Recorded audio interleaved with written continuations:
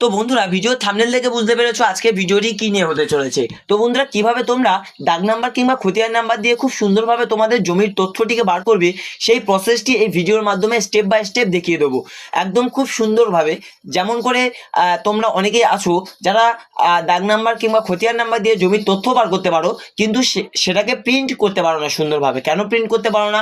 কারণ যাদের অনেকগুলো ব্যক্তির নামে সেই জমিটি সেই জায়গাটি রেকর্ড আছে, হয়তো 10 জন 12 জনের নামে রেকর্ড আছে, কিন্তু তুমি যখন প্রিন্ট মারবে ডাইরেক্ট কম্পিউটার থেকে যে কোনো উইন্ডোর ক্ষেত্রে হোক, তোমরা কিন্তু সেখানে পুরোপুরি একদম সেটাকে পাবে না। তোমাদেরকে কি করতে হবে সেটা আমি এই ভিডিওর মাধ্যমে স্টেপ বাই স্টেপ দেখিয়ে দেবো, তাই ভিডিওটি স্কিপ না করে পুরো ভিডিওটি দেখার অনুরোধ রইল। তো চলো বন্ধুরা ভিডিওটি শুরু করা যাক। তোমাদের যে বাংলার ভূমি ওয়েবসাইট অফিসিয়াল সেখানে প্রবেশ করতে হবে। করার পর তোমাদের সামনে এখানে ডিস্ট্রিক্ট সিলেক্ট করতে হবে। এখানে ডিস্ট্রিক্ট যেটা আছে সিলেক্ট করবে। করার পর এখানে ব্লক তোমাদের কি আছে সেই ব্লকটাকে এখান থেকে কিন্তু সিলেক্ট করতে হবে। করার পরে মৌজা সিলেক্ট করবে। এখানে তোমরা অর্থাৎ তোমাদের যে জায়গাটা সেটা কোন মৌজার মধ্যে পড়ছে সেই মৌজাটা এখান থেকে সিলেক্ট করে নেবে। যেহেতু আমাদের উত্তর লক্ষ্মী নারায়ণপুর, তাই আমি এখান থেকে উত্তর লক্ষ্মী নারায়ণপুর সিলেক্ট করে নিলাম। নেওয়ার পর তোমাদের সামনে ঠিক এইরকম অপশান চলে আসবে। সিলেক্ট করে আমি দেখিয়ে দিলাম খতিয়ান টাইপ, এখানে সার্চ বাই প্লট এবং সার্চ বাই খতিয়ান। তোমরা যদি দাগ নাম্বার দিয়ে সার্চ করতে চাও তাহলে এখানে সার্চ বাই প্লটের উপরে চেক করছে টিক চিহ্ন বা এখানের উপরে একবার ক্লিক করবে। যদি তোমরা খতিয়ান নাম্বার দিয়ে চেক করতে চাও তাহলে সার্চ বাই খতিয়ানের উপরে একবার ক্লিক করবে। আমি যেহেতু খতিয়ান নাম্বার দিয়ে চেক করবো তাই আমি খতিয়ানের উপরে ক্লিক করলাম। করার পরে এখানে তোমরা তোমাদের খতিয়ান নাম্বারটি দিয়ে দেবে। দিয়ে দেওয়ার পরে নিচে সার্চ অপশনে তোমরা যেটা ক্যাপচা আছে সেটা দিয়ে দেবে। দেওয়ার পরে ভিউ অপশনের উপরে তোমরা একবার ক্লিক করে দেবে। ভিউ অপশনের উপরে ক্লিক করার পরে একটু নিচে আসার পর তোমাদের সামনে তোমরা যে খতিয়ান নাম্বারটি দিয়েছো তার পুরো তথ্যটি কিন্তু তোমাদের সামনে একদম ওপেন হয়ে গেছে। খতিয়ান নাম্বার যেটা আছে সেটা, আয়তের নাম যেটা আছে সেটা, ব্যক্তি, ঠিকানা।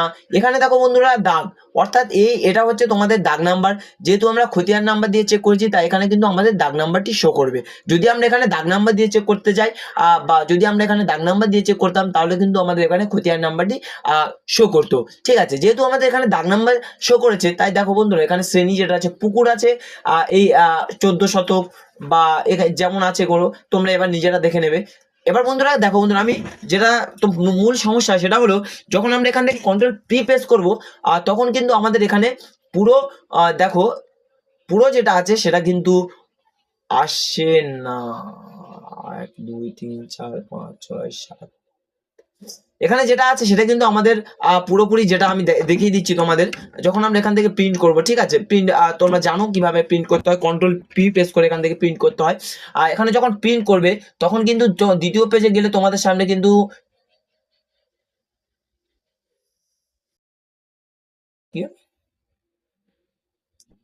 তোমাদের সামনে কিন্তু এরকম একটি ইন্টারফেস ওপেন হবে। দেখো বন্ধুরা এখানে আমরা যে পেজটিকে, অর্থাৎ দেখো সব দুটো কিন্তু আমরা একটা পেজে করতে যাই, দুটো একটা পেজে করতে যাই।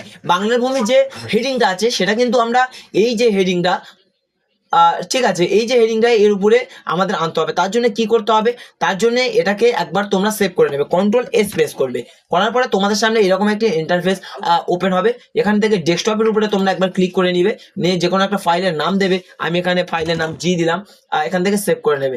নেওয়ার পরে এটা মিনিমাইজ করে দেবে। দেওয়ার পরে যেই ফাইলটাকে তোমরা এখান থেকে সেভ করেছো সেটা এখান থেকে আমি দেখিয়ে দিচ্ছি সুন্দরভাবে একদম ফুল প্রসেসটি।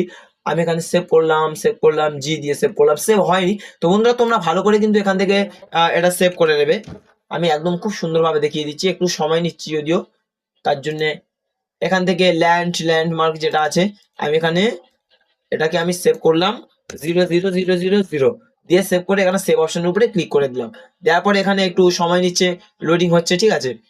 এখানে যেটা আছে ডাউনলোডিং হবে এখানে তোমাদের সামনে, ডাউনলোডিং হতে একটু সময় নেবে। একদম সুন্দরভাবে বন্ধুরা, কোনো সমস্যা হবে না। আর আরেকটা কথা বলে রাখি, যদি তোমাদের টেকটিভ বিষয়ের বা কম্পিউটার রিলেটেড কিংবা কোনো পরীক্ষার ফর্ম ফিল আপ এবং কোনো সমস্যা হয় তাহলে কিন্তু আমার ডেসক্রিপশনে যে দেওয়া নাম্বারটি আছে ওই নাম্বারে অবশ্যই করে কল করবে।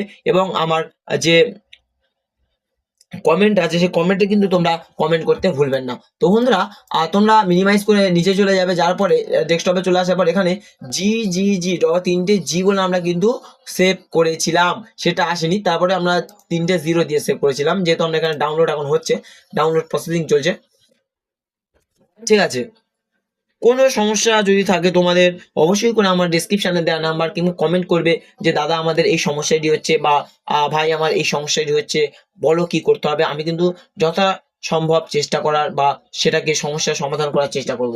অবশেষে আমাদের ডাউনলোডটি হয়ে যাওয়ার পরে তোমরা মিনিমাইজ করে তোমাদের কম্পিউটার স্ক্রিনের মধ্যে চলে যাবে।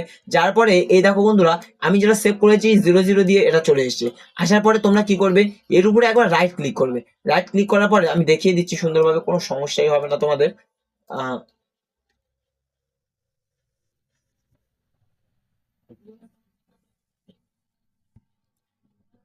মাইক্রোসফটটা এখান থেকে তোমরা তোমাদের মাইক্রোসফট যেটা আছে, মাইক্রোসফট অফিস কিংবা তোমাদের ফটোশপ থাকলেও সমস্যা নাই, এটাকে ওপেন করে নেবে। নেওয়ার পরে আমাদের এটাকে এর উপরে একবার রাইট ক্লিক করে দেবে, ওপেন উইথের উপরে তোমরা ক্লিক করবে। যেহেতু আমার একটা সমস্যা হচ্ছে তাই এখান থেকে ঠিকঠাক হচ্ছে না, রাইট ক্লিক করে দেবে। তারপর ওপেন উইথের উপরে তোমরা একবার ক্লিক করবে। করার পরে মাইক্রোসফট অফিস ওয়ার্ড এর উপরে তোমরা ক্লিক, যেহেতু আমার এই পিডিএফটা ঠিকঠাক সেভ হয়নি বা ডাউনলোড হয়নি, ওই জন্য এই পিডিএফটা ঠিকঠাক হয়নি, বুঝতে পেরেছেন? সমস্যা নেই। তাই আমি অন্য একটা পিডিএফ দিয়ে তোমাদের দেখাচ্ছি, এর আগে যেটা ডাউনলোড করা ছিল। এই ল্যান্ড যেটা আছে এটা আমি এর আগে ডাউনলোড করেছিলাম। এর উপরে তোমরা রাইট ক্লিক করবে। করার পরে ওপেন উইথের উপরে ক্লিক করে মাইক্রোসফট অফিস ওয়ার্ড এর উপরে তোমরা ক্লিক করবে। করার পরে তোমাদের সামনে কিন্তু সম্পূর্ণ তথ্যটি একটা পেজের মধ্যে চলে আসবে। দেখো একটা পেজের মধ্যে চলে এসেছে। আসার পর এটাকে কি করতে হবে, পেজ সেট আপ করতে হবে। সাইজ যেটা আছে এখান থেকে A4 করে দেবে। প্রথমে কি করবে, প্রথমে এখানে ভিউ অপশনের উপরে ক্লিক করবে। করার পরে প্রিন্ট লেআউটের উপরে একবার ক্লিক করে দেবে। দেওয়ার পরে তোমাদের যেগুলো লাগবে আর কি, বা যেগুলো লাগবে না সেগুলো তোমরা এখান থেকে ডিলিট করে দেবে। আমাদের যেমন এগুলো কিছুই লাগবে না প্রথম থেকে, আমি প্রথম থেকে এগুলো সিলেক্ট করছি, প্রথম থেকে এগুলো সিলেক্ট করছি আরো সিলেক্ট করছি। এগুলো আমাদের যেহেতু কিছু লাগে না, আমাদের যেগুলো লাগে সিলেক্ট করছি। করার পর ডিলিট অপশন উপরে এখানে ডিলিট করে দিলাম। দেওয়ার পরে দেখো দুটো পেজ হয়ে আছে। আমাদের এটাকে একটা পেজে করতে হবে। একটা পেজে করার জন্য আমি এই অপশন যেটা, এইটাও লাগে না আমাদের, যেগুলো আমাদের লাগে না সেগুলো তুলে দেবে এখান থেকে ডিলিট পেজ করে। তুলে দেওয়ার পরে কিন্তু একটা পেজের মধ্যে কিন্তু তোমাদের সব চলে এসেছে। এরপর তোমরা প্রিন্ট দেবে। দেওয়ার পরে তোমাদের যেগুলো আছে এই ডিস্ট্রিক্ট, এখান থেকে ডিস্ট্রিক্ট এখান থেকে সিলেক্ট করে নেবে, ব্লক সিলেক্ট করে নেবে, মৌজা সিলেক্ট করে নেবে, চুজ ইয়ার ল্যাঙ্গুয়েজ এগুলো সিলেক্ট করে নেবে। নেওয়ার পরে প্রিন্ট মারলে কিন্তু একটা পেজের মধ্যে সব নামগুলোই চলে আসবে। তো বন্ধুরা এইভাবে কিন্তু তোমরা যেটা বললাম, একটা অনেকগুলো তথ্যকে কিন্তু একটা পেজের মাধ্যমে তোমরা বার করতে পারবে। তো বন্ধুরা ভিডিওটি কেমন হয়েছে, আশা করি ভিডিওটি অনেক ভালো হয়েছে। এরকম